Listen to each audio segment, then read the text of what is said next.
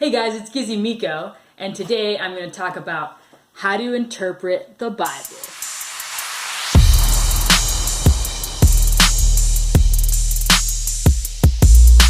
Okay, so the first point is that we have to keep in mind the content and unity of the whole entire Bible.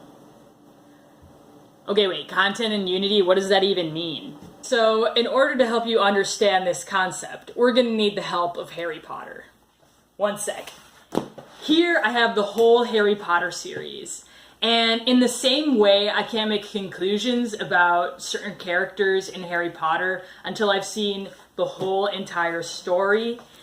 In the same way with the Bible, we can't just make assumptions about what different things mean just based on one book or one part of a book. I remember reading Harry Potter and thinking, is Snape a bad guy or a good guy? Snape is definitely a bad guy. Okay, wait, maybe Snape's a good guy. Nope, he's definitely a bad guy. I don't even know if Snape's good or bad. Snape can sometimes seem like a bad guy, and sometimes he seems to be good. And in order to make a conclusion about Snape, we have to know the whole Harry Potter story. The whole thing! Now, in the same way, we can read part of the Bible, but if we don't understand it within the context of all of the scriptures, the whole thing, then we might come to the wrong conclusion about what that part of the book is trying to tell us. Okay, we won't need this anymore. Oh. Whoops. Shazam! Ta-da! Okay, so a second important point when we interpret scripture is that we have to keep in mind the living tradition. We're going to head over to the kitchen so that we can learn the importance of a living tradition. Okay, Gisela. Today I will show you an authentic Hungarian recipe that has been handed down for generations. Okay, let's see. 2 paprika. Piros. Let's see. Yeah, paprika, right? That's what I need. No, this isn't the paprika you use. It's paprika like a red bell pepper. Wait, not this paprika? Good thing I had my grandma to help me really understand the recipe so that I can make it correctly. Okay, so if I want to make amazing, authentic Hungarian goulash, I'm going to go to my grandmother because she was born and raised in Hungary, and she can adequately pass down the recipe and all the special ways that you're supposed to cook the meat and the different parts of the recipe so that you can make an amazing meal.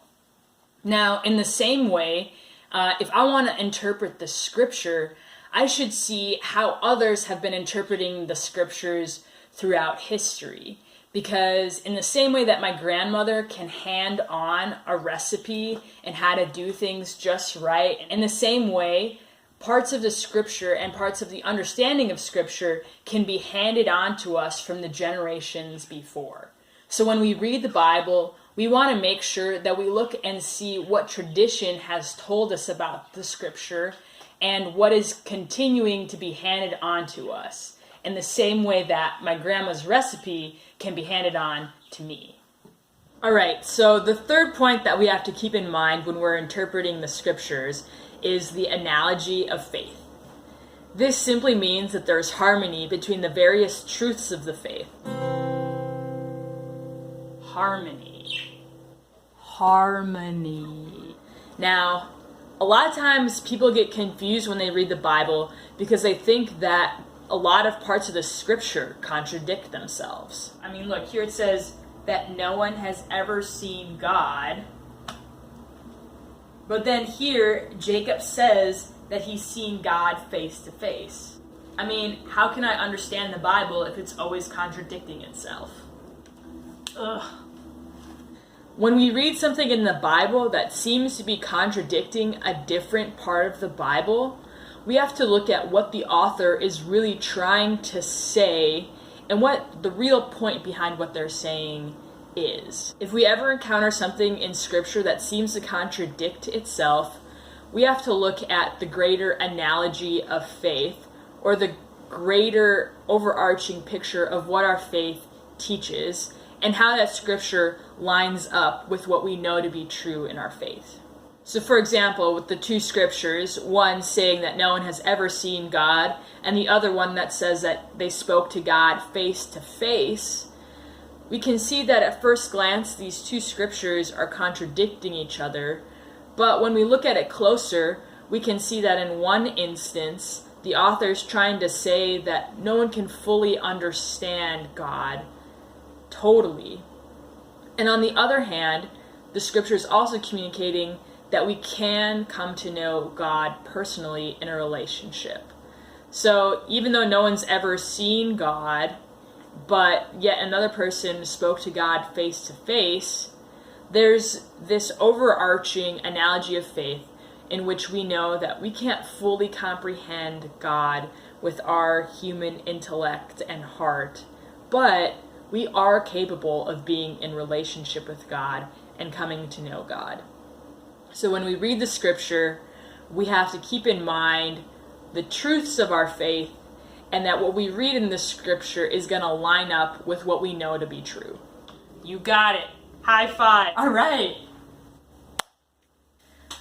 Alright guys, that's it for today's video. I hope that these 3 tips can help you interpret the Bible. I want to hear from you guys. What are some obstacles that you run into when you're trying to read the Bible or to interpret Scripture? So just comment below. I'd love to hear from you guys. Also, if you enjoyed this video, please give it a thumbs up and subscribe. Now remember, you are loved.